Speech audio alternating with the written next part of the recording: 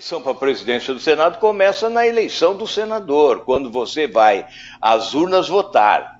Se você escolhe senadores que querem privilégio, auxílio moradia, verba indenizatória, apartamento funcional, etc., etc., que não querem reduzir o número de senadores, que não querem reduzir o número de siglas partidárias, que não querem de forma nenhuma acabar com o fundo eleitoral, que não querem de forma nenhuma perder todas as benesses, não é?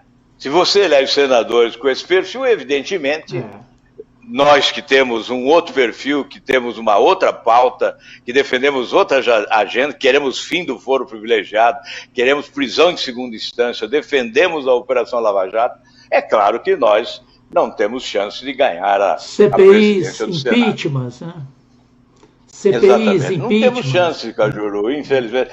Você sabe, somos anticandidatos, né? Quando colocamos o nosso nome, já colocamos como anticandidato, que é o seu caso, né? Que você não vai iludir ninguém que vai ganhar a presidência do Senado, mas você está ocupando um espaço para dizer que não concorda com esse sistema, que quer mudar esse sistema. A dor, o sofrimento que se vê no Brasil hoje é algo lancinante, né? Que não é possível que as pessoas sejam tão insensíveis, desumanas. Eu não posso imaginar alguém não sentindo um pouquinho da dor do seu semelhante, especialmente quando se trata de pessoas humildes, né, desamparadas, que são impotentes, né, que não sabem nem como fazer para cuidar da sua própria saúde em razão do abandono que é histórico. Não é o abandono que se inicia com o início da pandemia, mas que vem de longe, é da história. Eu não vejo como alguém que assume uma posição de mando, de comando, que possa, numa fogueira de vaidades, né, disputar protagonismo em cima das mortes que ocorrem e deixar de assumir compromissos com a verdade, com a transparência e com a responsabilidade. E, sobretudo, com a eficiência, porque nos momentos dramáticos, de tragédia como esse que nós estamos vivendo, é que surgem os grandes líderes, os estadistas, quando eles possuem a oportunidade de comandar. E nós que ficamos assistindo, praticamente assistindo, cumprindo o nosso dever no legislativo, mas sem ter os instrumentos da ação à nossa disposição, sofremos com isso. E você sabe, Cajuru, que isso é real, que no Senado há um esforço de muitos dos nossos colegas, no sentido de oferecer a ferramenta política de que necessita o Poder Executivo para empreender as ações que possam reduzir o sofrimento da população.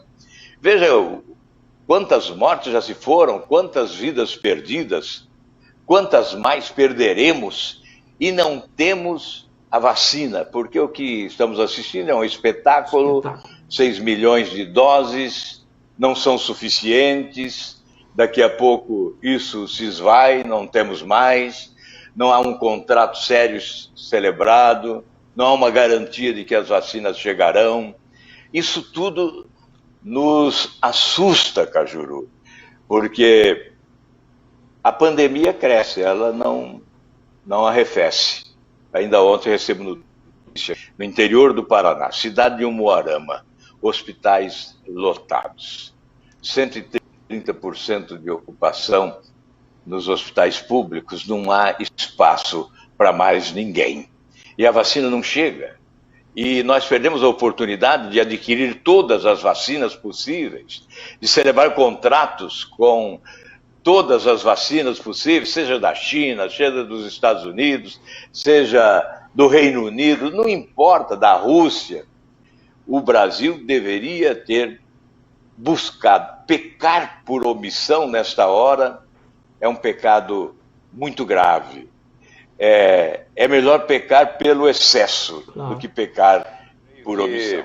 As pessoas de bem, né, devem buscar somar esforços, né, na direção do futuro, da mudança. Nós não quisemos, de forma alguma, dividir o Senado. Nós quisemos influir na pauta do Senado Federal. A construção desse Muda Senado teve esse objetivo: ler corretamente as prioridades da sociedade e colocá-las na ordem do dia do Senado Federal. Nós nos reuníamos para discutir o que a população deseja nesse momento. É prisão em segunda instância, então vamos de prisão em segunda instância. É o fim do foro privilegiado, então vamos combater o foro privilegiado. É por essa razão, Cajuru, que em várias oportunidades nós nos reunimos, convocamos a imprensa, tentamos abrir os espaços para chegar à população. Nem sempre tivemos a colaboração da imprensa. Ela tem as suas preferências, não é verdade, Cajuru? Você que é um homem de imprensa sabe disso, mas certamente se nós tivéssemos uma colaboração maior da imprensa, nós poderíamos ter alcançado alguns avanços exatamente em relação a esses projetos fundamentais para a população, que são prioridade do povo brasileiro, né, como o fim do foro, prisão em segunda instância, porque isso significa salto civilizatório. O dia que o Brasil conquistar esse avanço, esse salto civilizatório com prisão em segunda instância e fim do foro privilegiado, nós estaremos no mesmo patamar de excelência de justiça que outros países mais avançados do mundo. Nós poderemos sim aí nos equipararmos a grandes nações do primeiro mundo em matéria de justiça, porque aí sim seremos todos iguais perante a lei e teremos os instrumentos fundamentais para combater a corrupção de forma eficaz. Alucinante o desespero das pessoas diante da iminência do desemprego.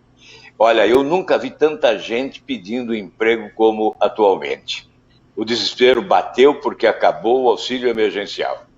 As diferenças sociais avolumam-se, as indústrias fecham, o dinheiro vai embora. Então, as dificuldades aumentam. Ou você vai no supermercado, a carestia está de volta. Quer dizer, há inflação, sim, inflação de alimentos, nos alimentos especialmente. Nós viveremos dificuldades incríveis neste ano. A dívida pública cresceu de forma exorbitante, o governo terá dificuldades. Então, nós temos que colocar essa pauta. As reformas, temos que promover reforma tributária, sim, reforma administrativa, e essa é essencial. E a reforma política, que no seu bojo tem que trazer o fim de determinados privilégios que alcançam ainda os partidos políticos e os políticos de modo geral, provocando uma grande indignação na nossa população. Então, a pauta de 2021 tem que ser essa pauta que elege as prioridades, exigência da sociedade brasileira. A palavra governabilidade está em voga, né? Sempre cobram um esforço pela governabilidade. Mas isso não significa agachamento, né? Concordância com tudo, aceitação de lambanças que ocorrem, que vêm ocorrendo, infelizmente. Nós temos que ter a independência, ressuscitar o protagonismo ético do Senado Federal. Há muito tempo esse protagonismo foi sepultado, não é? Nós tivemos protagonismo ético do Senado em outras épocas, com grandes senadores que deixaram marca registrada na nossa história, mas há bom tempo nós perdemos esse protagonismo ético.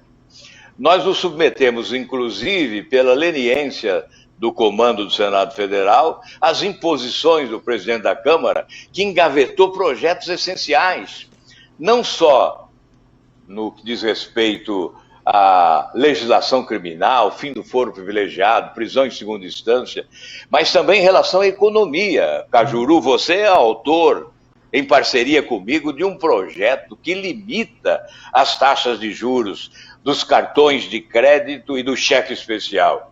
Pois bem, o senhor Rodrigo Maia, presidente da Câmara, engavetou esse projeto e disse: eu não coloco em votação, como se fosse imperador do Brasil, como se fosse proprietário da instituição. Então, o que nós queremos, é verdade, do presidente do Senado, nós queremos isso, independência, a independência dos poderes, não admitir invasão de competência em momento algum e trabalhar pela governabilidade. fazendo as reformas que o Brasil precisa, porque, em primeiro lugar, deve estar o cidadão brasileiro.